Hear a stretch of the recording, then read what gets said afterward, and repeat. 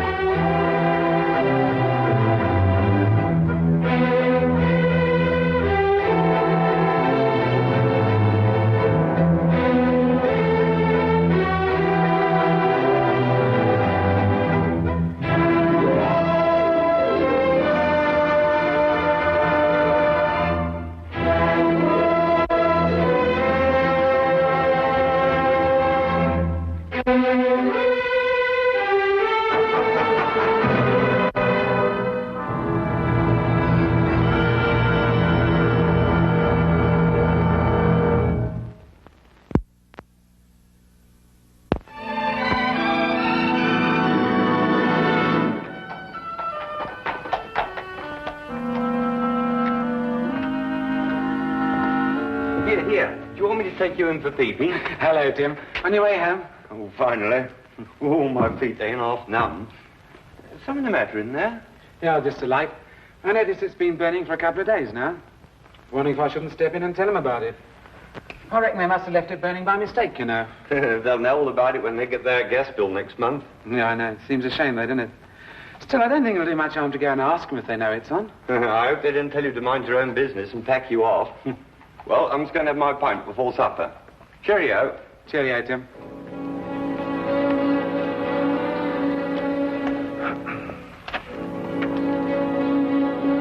Afternoon, sir.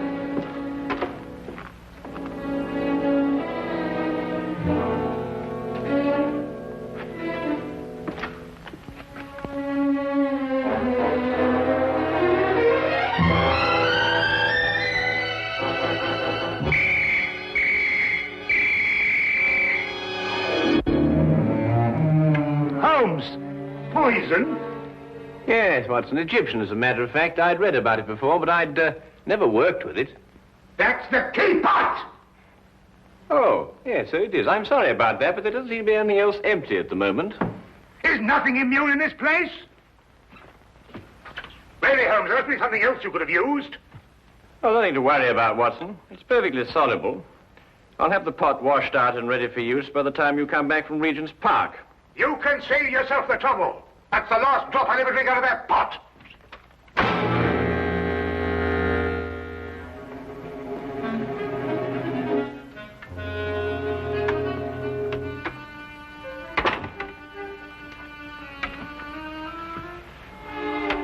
I say, Holmes, how in thunder did you know I was going to Regent's Park? Well, a simple deduction, my dear fellow. Take a look at your clothes.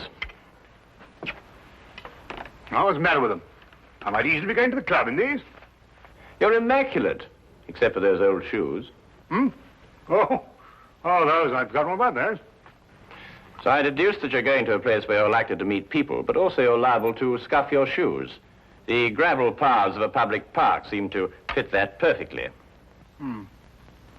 But why Regent's particularly?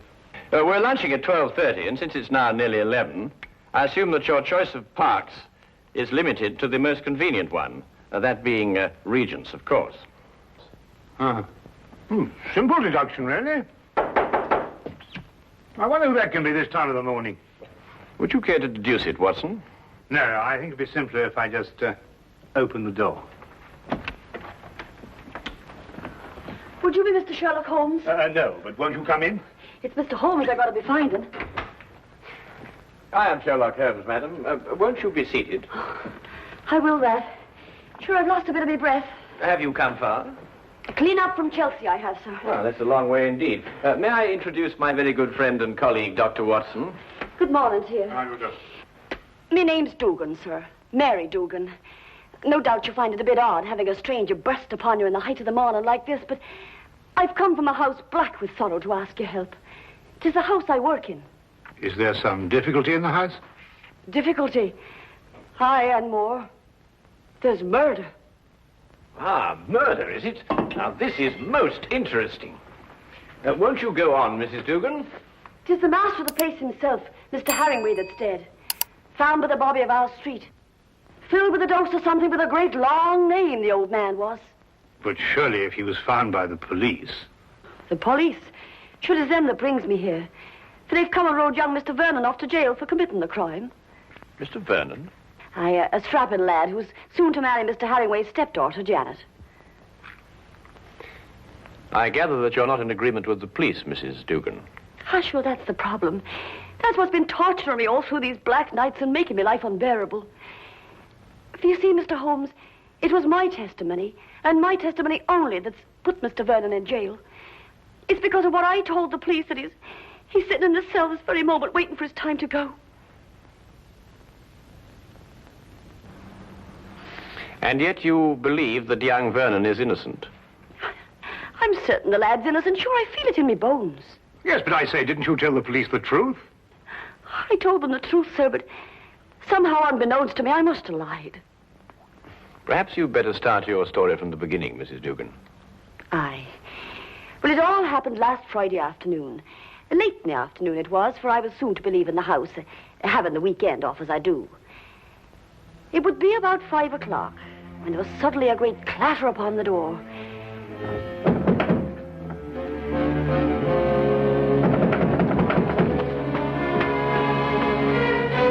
Hello, Mrs. Dugan. Oh, good afternoon to you, Mr. Vernon. Mr. Harringway asked to see me. Is he in his usual ugly mood? Sure, you shouldn't be talking like that, Mr. Vernon. You know, it makes Miss Janet very unhappy to hear you two fighting all the time. Well, if he wasn't such a stupid old... Where is Janet? Oh, she's away to her aunt's in Manchester. She wasn't to go until tomorrow. Oh, I know nothing of that, sir. But I can swear he put her on her way this very afternoon. I doubt if her aunt's sick again. It looks like another of his tricks to keep us apart. Well, where is he? In his study. He's asked me to show you right in. Just a minute. My coat. I forgot something.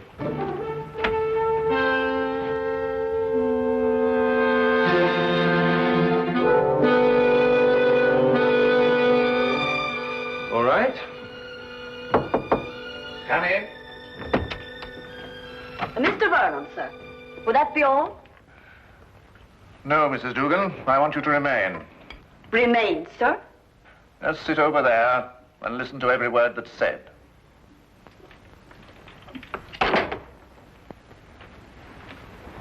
What is this? What have you got in your mind now? Young man, I have a very simple offer to make. And I want Mrs. Dugan here to be witness to it. Well, what kind of offer? I'll give you £1,000 to clear out of Janet's life. You must be out of your mind. On the contrary. Only a fool would refuse such beneficence. You disgust me. Your tastes don't interest me. I want only to rid you from Janet's life. Stay right here. I intend to finish. I happen to be in love with Janet. But I could hardly expect you to understand a thing like that. £1,000 is a lot of money. And for you, probably more than you'll ever have the rest of your life. Think of it. £1,000 just for clearing out.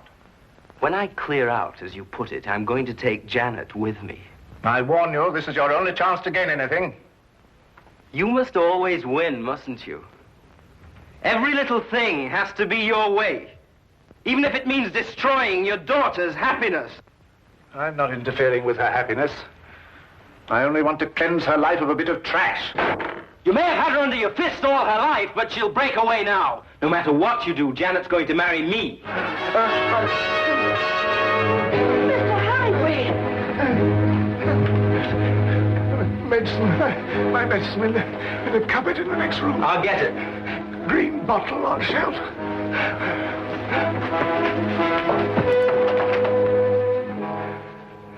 I never lose, Mrs. Dugan.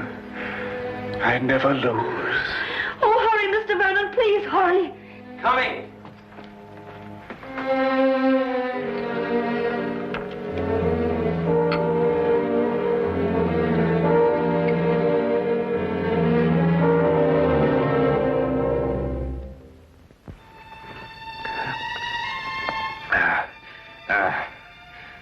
Thank you.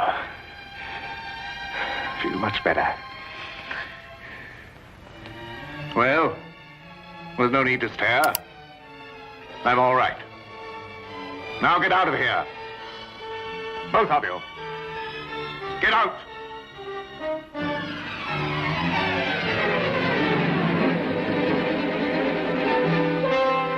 Get out.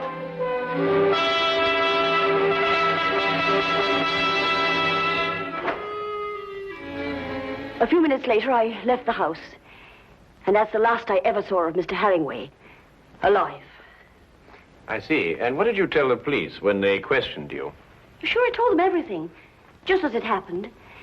About the bottle Mr. Vernon took out of his coat pocket, the sudden quarrel, Mr. Herringway's attack of illness, and Mr. Vernon going to get the medicine. And this was sufficient to have young Vernon remanded on a charge of murder? Aye, for the police informed me that it was the medicine, the very medicine that I saw Mr. Vernon give Mr. Herringway, that killed the poor old man. They say that poison was put into the medicine. Yes, but look here, that certainly seems to point towards the young man. When he went to obtain the medicine, he apparently slipped in the lethal dose. It seems that way, sir. But in my heart, I can't bring myself to believe it of him. That Inspector Lestrade, though, he won't believe another thing else. Lestrade, eh? He's the policeman who seems to be in charge of it all. Indeed. Inspector Lestrade, you hear that, Watson? We must go round and see him. Well, if you think it'll help. Aye. And 1,000 blessings on the pair of you. I don't know what we can promise you, Mrs. Dugan. I shall have to have a word with Mr. Vernon before I can express an opinion on the case. However, we shall certainly go and see Inspector Lestrade at once. I know it looks dark and all, but I must keep up hope. Well, I must be off. I don't like leaving Miss Janet alone for so long. Naturally, Mrs. Dugan. Well, we'll certainly do our best. Thank you, sir.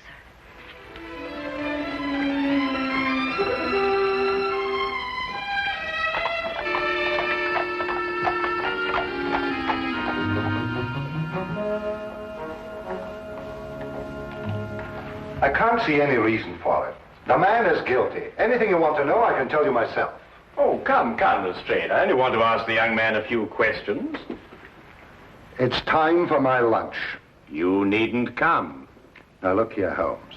There was a very large dose of strychnine in that medicine. The only person who could possibly have put it there was young Vernon. Or Mrs. Dugan? No, she didn't have any reason to. Besides, Vernon was a chemist. He had access to all sorts of poisons. Indeed, he was a chemist. You hear that, Watson? Young Vernon was a chemist. Eh? Yes, indeed, Holmes.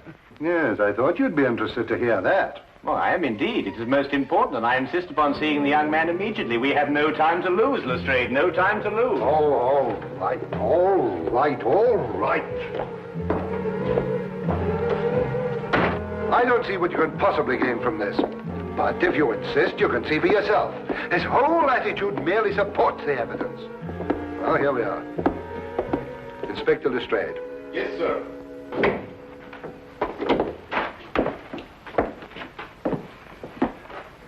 Well now, Vernon. Well now, Inspector. How many times a day are you going to bring me up here and subject me to your idiotic questions? I've already told you everything I know. I'm getting tired of repeating it every half hour so that it'll penetrate your dense brain. Look here, young man, that's hardly an attitude to take. You're charged with the most serious crime. Indeed, I am. And since it appears I'm to pay for it, my only regret is that I didn't have the pleasure of committing it.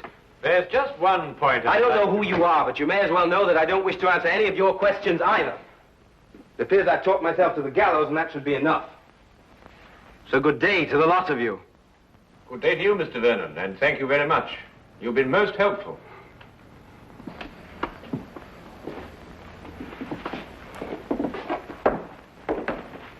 President Young Rogue.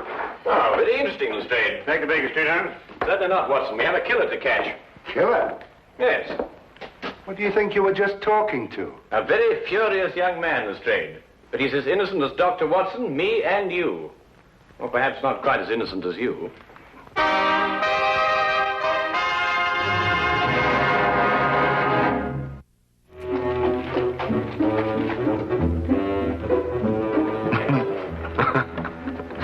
What can you possibly find to be so amusing? Huh? Oh, I was thinking about Lestrade's face when that young scamp called him an idiot. Holmes, do you really believe that young man's innocent? Strychnine, Watson. Combined with the fact that young Vernon's a chemist. Tell me, how quickly does strychnine act? Oh, matter of minutes. Half an hour at the most. Exactly. He did not know that the house would be empty when he went to visit old Mr. Herringway. He fully expected that Mrs. Dugan and Janet would be there. Right enough. Mr. Dugan indicated that. All right. Now, would a man with a wide variety of poisons to choose from choose a quick-acting drug, which offered him no chance of an alibi? Or would he be more likely to choose something a little slower, which would allow him ample time to be miles away at the time of death? Yes, I follow your reasoning, Holmes, but surely you don't accept that as conclusive. Oh, I didn't, until I spoke to young Vernon. But, well, you didn't learn anything from him, did you? Ah, here's the mortuary. Shall we go and have a close look at the victim, Watson?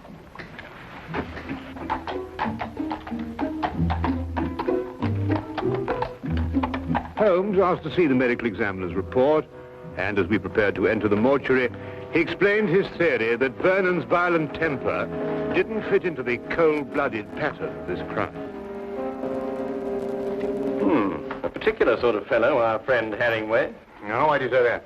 Well, notice the well-kept hair, the neatly trimmed moustache. Mm-hmm. Wasn't so particular about his hands, was he? What do you mean, Watson? Well, look, the dirt definitely packed in under those nails. It's even gone into the cuticles. I say it's a bit incongruous with this perfect manicuring. Yes, especially as this hand's absolutely immaculate. Wait a minute, Watson. What? This isn't ordinary dirt. This is soil. Well, amateur gardener, perhaps. These hands never did any gardening. They display a lifelong devotion to immaculate cleanliness. And this hand obviously became dirty too near to death to be cleaned. Mr. Holmes, here's the report you asked for, sir. Oh, thank you. What are you looking at that for, Holmes? You know the cause of death was strychnine. This should interest you, Watson. Listen. The blood test indicated an extreme leukocytic state, sufficient to be diagnosed as advanced leukocythemia. Well, Mrs. Duggan said he was ill, but not to that extent.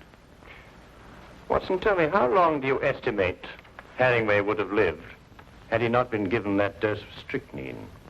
Well, it's difficult to judge with this information, but I'd say, well, certainly under a year. And we are looking for someone who couldn't afford to wait a year. An impatient murderer. Then that fits in with Vernon's violent temperament. It appears so, Watson. It appears so. And yet there's still something missing. A bottle. A little mysterious bottle.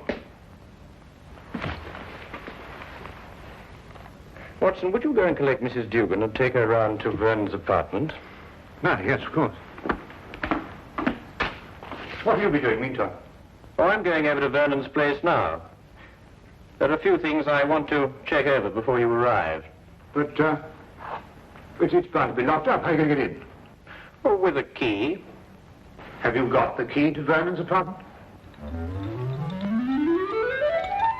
I hope so.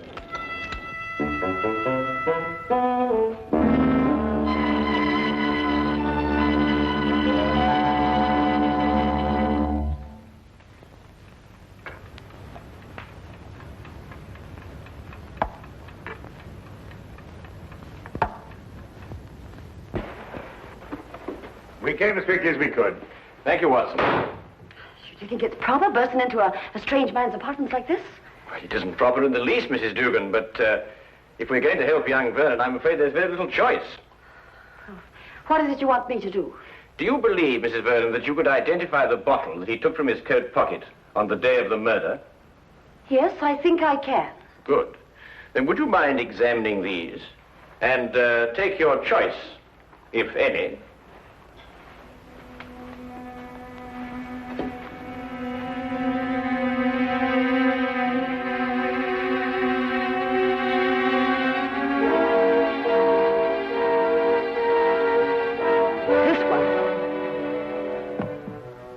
You're certain?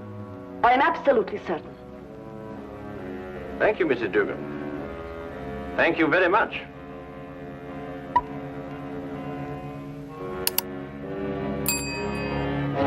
Holmes. It's all right, Watson. It's quite harmless. It's oil of cloves. Oil of cloves? Mrs. Dugan, I presume that your employer was a teetotaler. He was that. There was never a drop of anything at all in the house. Hated the stuff he did. Yes, but is it important, Holmes? It's essential for young Vernon, Watson. We have now only to visit Mr. Herringway's study to forge the final link of proof against a most amazing murderer.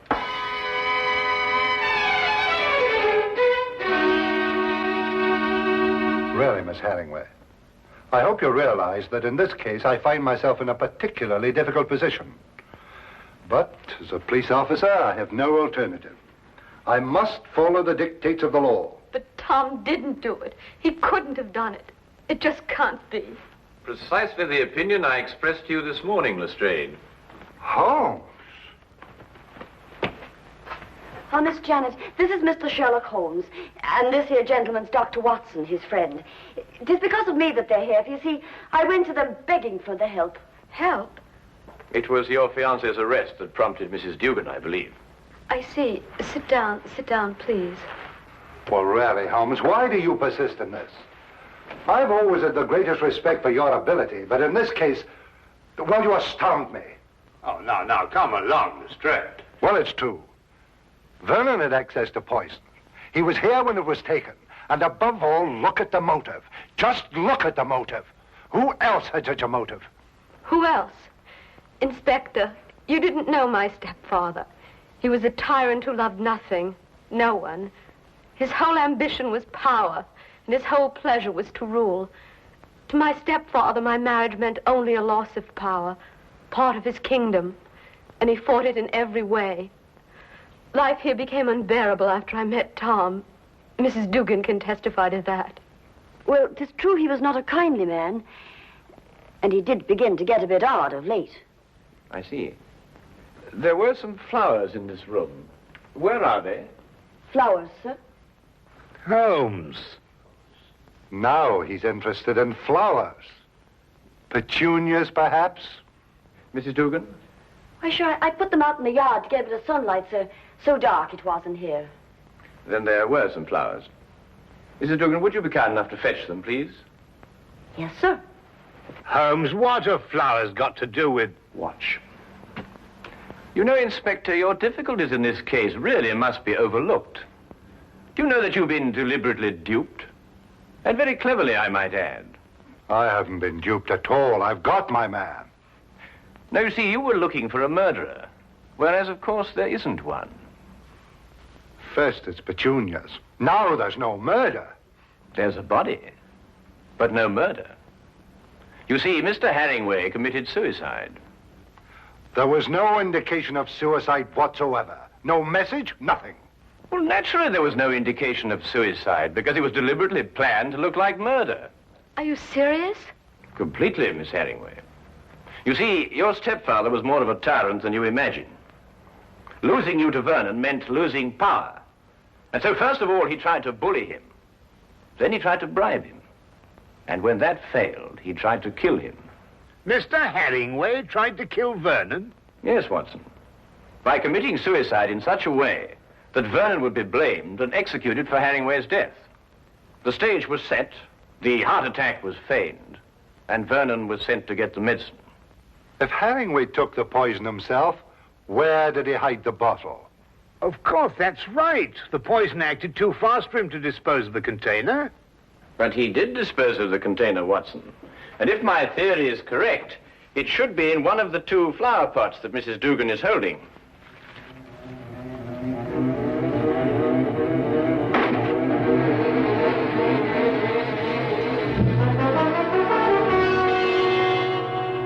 And a chemical analysis will reveal that it contains strychnine. The dirt under the fingernails. Exactly, Watson. And you said it got there close to the time of death? Then Herringway committed suicide. Yes, Lestrade. And Tom is innocent. Go! Simple. Completely. Holmes, you never did explain to me what the oil of clothes was for. Oh, you mean the mysterious little bottle that Vernon removed from his coat pocket? Yes, but... Oh, it's really quite simple, you know.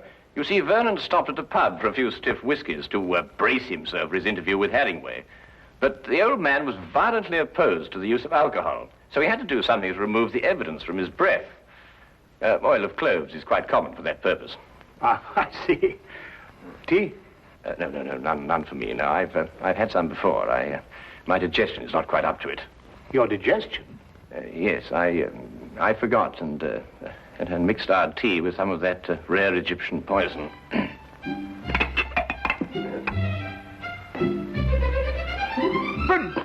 But confound it, man, the tea's ruined. Oh, fair enough, old man, but so's my poison.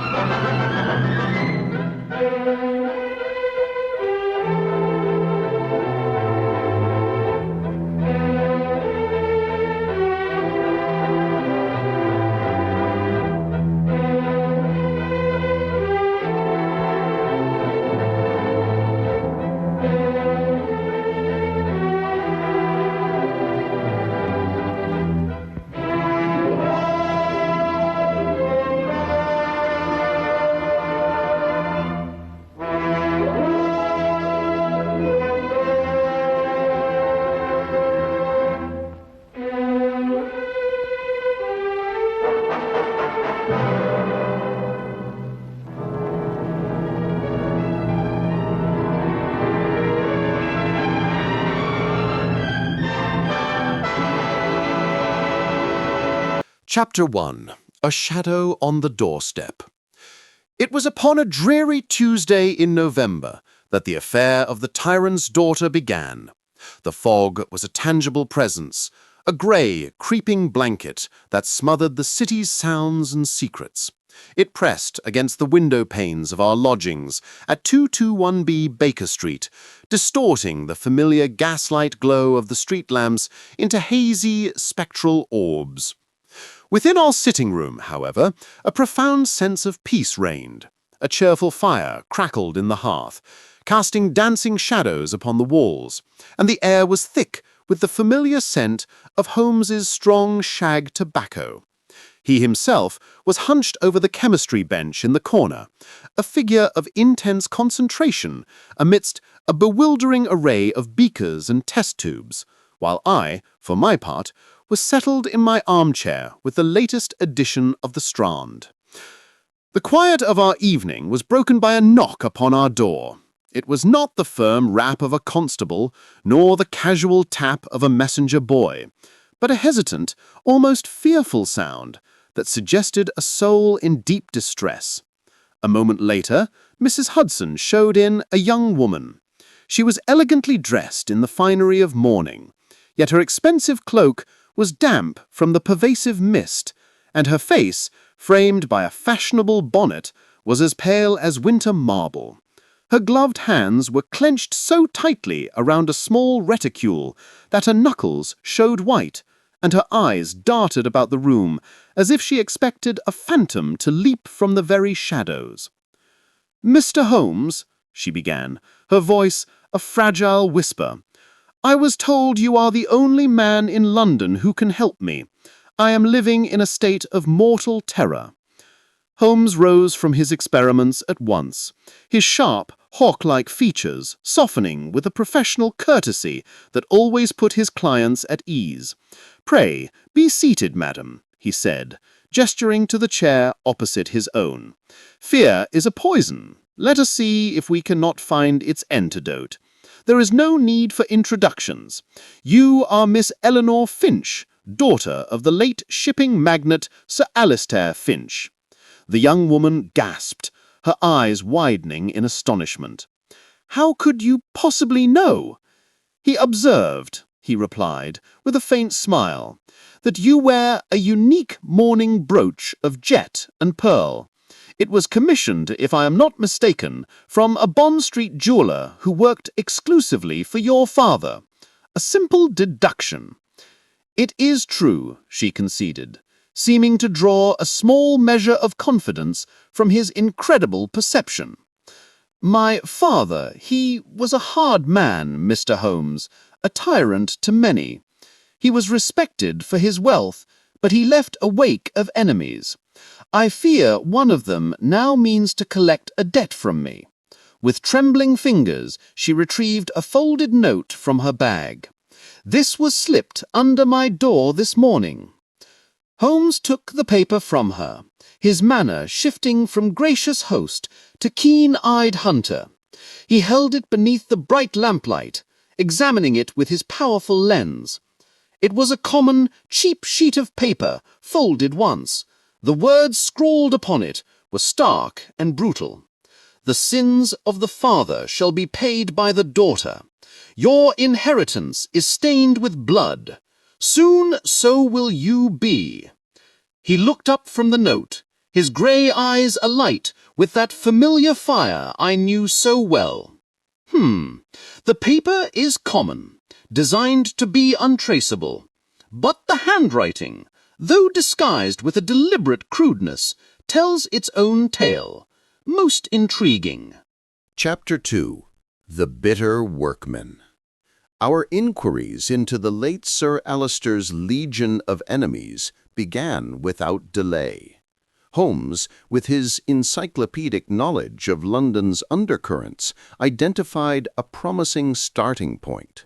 A former foreman named Davies, a man whose prosperous livelihood had been utterly dismantled by Sir Alister in a ruthless business takeover some years prior. Our hansom cab rattled its way eastward, leaving the grand squares of Marylebone behind for the cramped and grimy arteries of Wapping.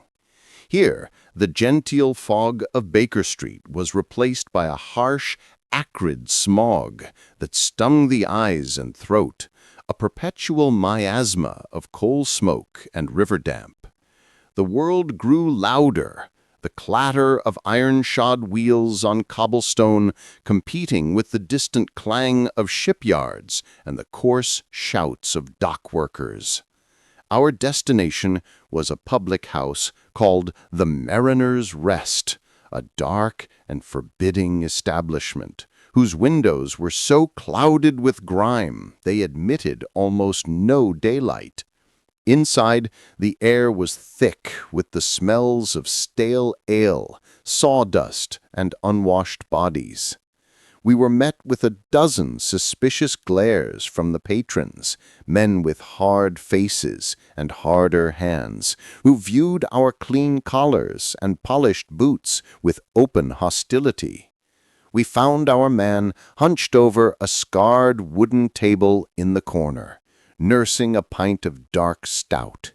He was a bull of a man, with broad shoulders now slumped with the weight of defeat, and a face etched with lines of profound and permanent bitterness.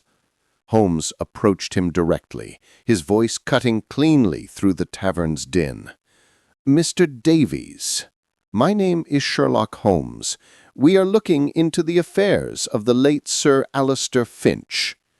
The man's head snapped up, his eyes narrowing to suspicious slits. "Finch? What's that villain's name to me now? He took everything I had, left me with nothing but memories and debts. If you're from his estate, you can tell them to go to the devil."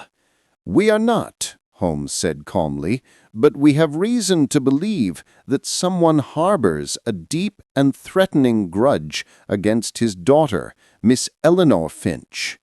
At the mention of the daughter, Davies let out a harsh, barking laugh that was utterly devoid of humor. "A grudge? The whole East End harbors a grudge against that name? Tyrant, they called him. That's too kind a word for Alister Finch. He built his fortune on the backs of men like me, then cast us aside like so much refuse. He destroyed my life, my family's future. Do I wish ill upon his daughter, living in luxury on my stolen sweat? I wish the whole wretched family had never been born.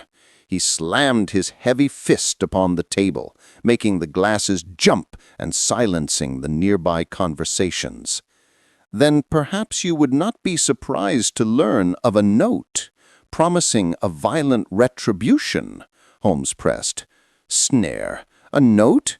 You think I'm some coward who sends anonymous notes? If I had a message for her, I'd deliver it myself, and she'd hear it loud and clear. On the handsome ride back to Baker Street, I was convinced we had our man. Surely, Holmes, I ventured, the case is all but closed. Davies has the motive, the fury, and a character coarse enough for such a threat. But Holmes merely shook his head, a thoughtful frown upon his face as he watched the gaslights begin to flicker to life in the deepening gloom. His anger is too performative, Watson, he said quietly. It is a roaring bonfire, intended for all to see and warm their hands upon. He broadcasts his hatred. The author of this note prefers the silent chill of the shadows. This is a red herring, my dear fellow, designed to point us precisely in this direction, while the true predator lies in wait elsewhere.